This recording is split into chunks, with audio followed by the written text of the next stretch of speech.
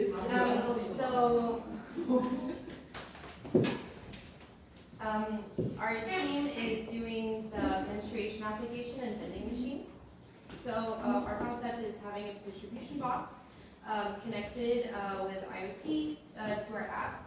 And the goal is to provide a menstrual journey for middle and high school girls in public schools in Korea. So our goal is to distribute products, educate about the products and menstruation, and to adapt to the user and their needs. So our distribution point is sort of a vending machine, and then it collaborates with our application via barcode and scanner. And the goal of this vending machine is to provide many options and a variety of sanitary products, not only to just provide many, but also to perhaps educate on what is available and the different options that they could use depending on their needs. And then our application has some basic features to track menstrual cycles, and then can perhaps help you predict when your next menstrual cycle will happen before it does. It also features an article database about sanitary products, menstruation tips, healthcare, and things like that we will call the menstrual PDF. And it also allows you to access the dispenser after having done certain things and completed certain steps, including like reading an explanation about what the product is, how to use the product, when it's most handy or convenient, and other alternatives in case they don't like this specific product. We did some research for the application, and we've noticed that most of the applications are very red and pink.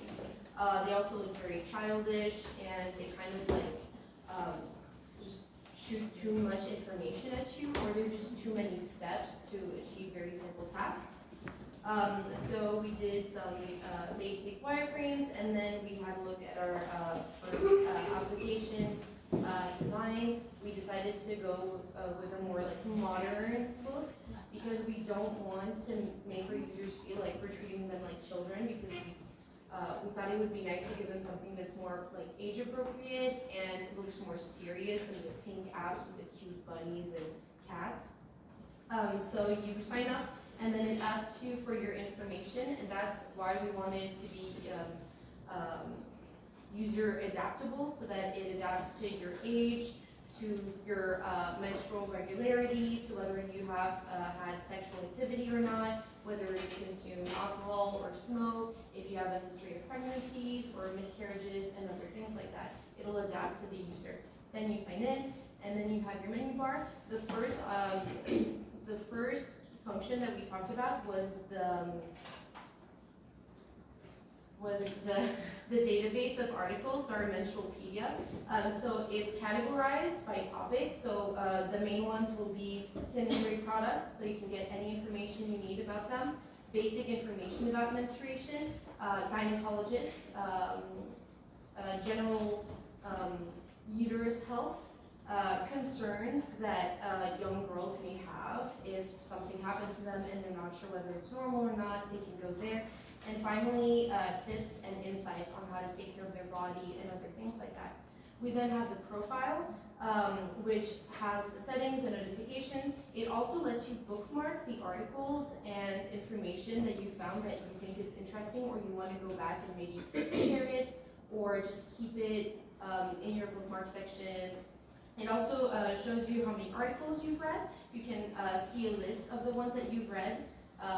And then it finally also shows you which is your favorite product, the one that you use the most or have been using the app to get to the most. We then have the calendar, which basically works as just a normal menstrual calendar where you input your start date and your end date, and then it helps you predict future cycles. And then we finally have the actual function that lets you connect to the distribution box. So it gives you 4 categories: tampons, cups, sanitary pads, and reusable pads. And within those categories, you will have a list of all the available products at the machine that's in your school. So for example, let's say that you want to use tampons. It'll let you know that there are 2 brands of tampons available in 2 different models. So you'll have the brand white regular tampon, you'll have the brand white super tampons, etc., etc. And then you pick whichever you prefer, and then it'll open the information page where you can see like the rating, how many people like rated it that much, and then the price that it would be if you bought it in the store, and it will also link you to the website of the company. That way you can read more about it or check the company if, for example, you like organic things, you want to check out what they stand for, things like that. It can be interesting. And then finally, you can click scan barcode, and the barcode will appear, and you simply put it in front of the barcode scanner on the distribution box, and it'll drop down whichever product you chose. We did some research for the distribution points. We looked at a lot of different vending machines and how the current boxes work, and we decided to settle on this vending machine that we will build. So we had to build our own machine to embryo and coding in C++. So this is just an example that we found out. We will make our code based on this information we researched on. It's basically the same, but the only difference from our research and our product is we have to incorporate coding to incorporate the barcode scanning. Since this doesn't have a function, it only has the coding scanning function. For the list of materials we have to buy is the left side is what we have to buy online. We haven't bought it, but we will get it soon. And the right side is just a simple product that we had to buy it offline. We'll spend some more money on this if we need to.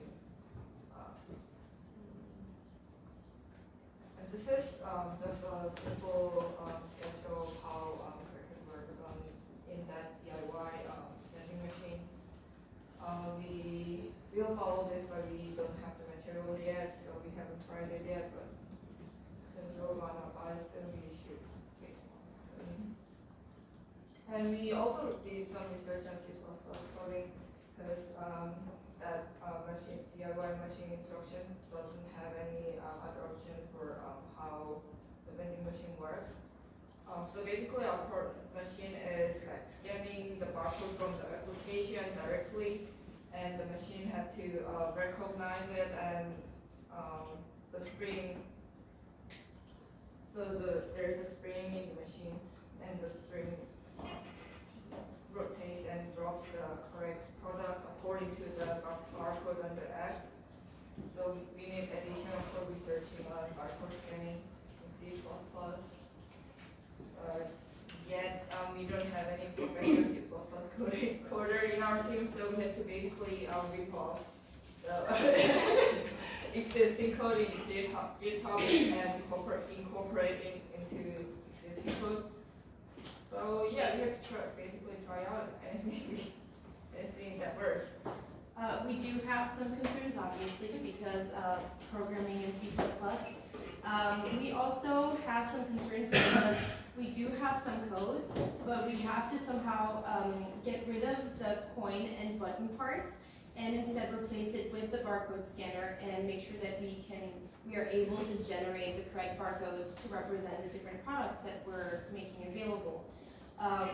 We also have some concerns with the Menstrualpedia because we would either have to manually input thousands of articles and information in the application, or we would have to connect it to the internet and then get a crawler to find the important and legitimate articles that could be used by young girls. But then again, we would have to decide which articles should the crawler believe are legitimate and useful for our app, which one should it disregard. And then we also have to keep in mind that we need to keep the application simple and intuitive. It shouldn't be something that becomes a chore for our users to go through.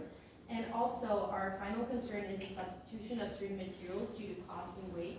Because our products are very light, as tampons, cups, we don't think that it's necessary to have a very bulky or heavy machine or distribution box. And also because certain woods would be very expensive to buy, we would probably go towards hardboard or cardboard.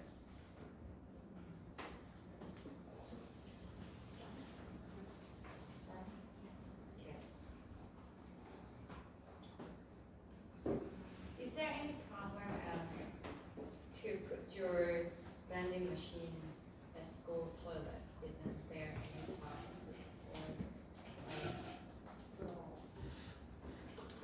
I mean, there's already vending machines like these in public toilets.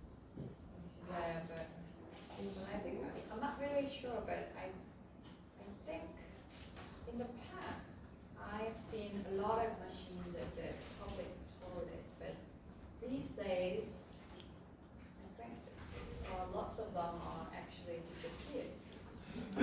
So I just wonder if there is any like certain reason, or they just because of the cool store or like I don't know, the profit problem could be the reason. But I think it's okay for every school. It's totally fine. But if it's not, just search that if it's okay. Yeah.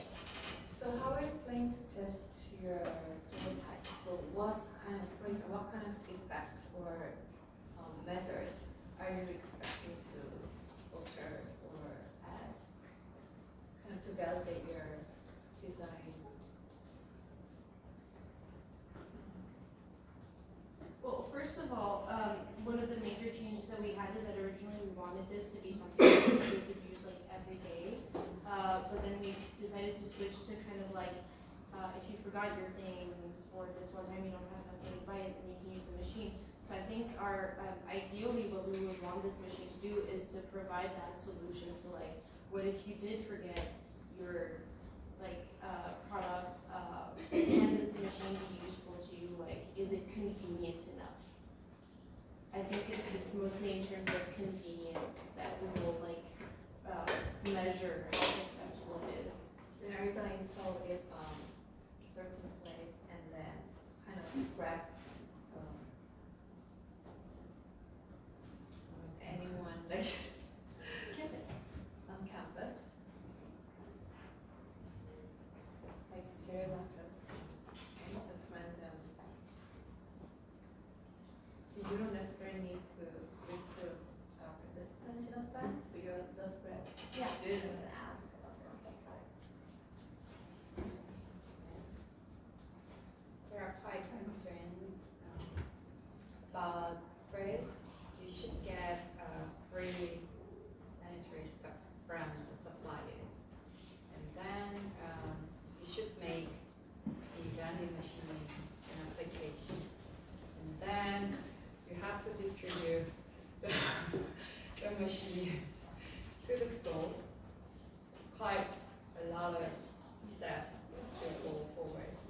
So I think, I don't know, but you cannot cover all the schools at the very beginning. So I think you better target like small scope for the first time. Then you can spread it. Otherwise, for the suppliers, they cannot provide like huge amount of But that's something that we were talking about last time, is that the city of Incheon, for example, has so much money that so much money.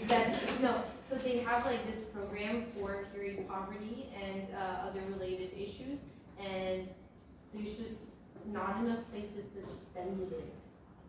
So they have a program with like a huge like sum of available funds for this program. There's just not enough places to actually put these funds in. So you have one more stakeholders, the Incheon city government. Yeah, so take all the. Yeah, we've actually been in contact with them on the phone several times about this issue, and we originally thought that they were gonna tell us that like, oh, they're so busy with this and they don't have enough money, but it's actually the complete opposite. They have all this money and no outlet to like actually put it in for this program. So maybe you could get the money from the government to produce your machine. Yeah, and to fund the products to put inside as well. Okay, I think you better show all the flow, all the stakeholders in the one place, like a business canvas or whatever. And also for your service, I think in your final presentation or final deliverable, I think it's really important to do some storytelling about your service. Because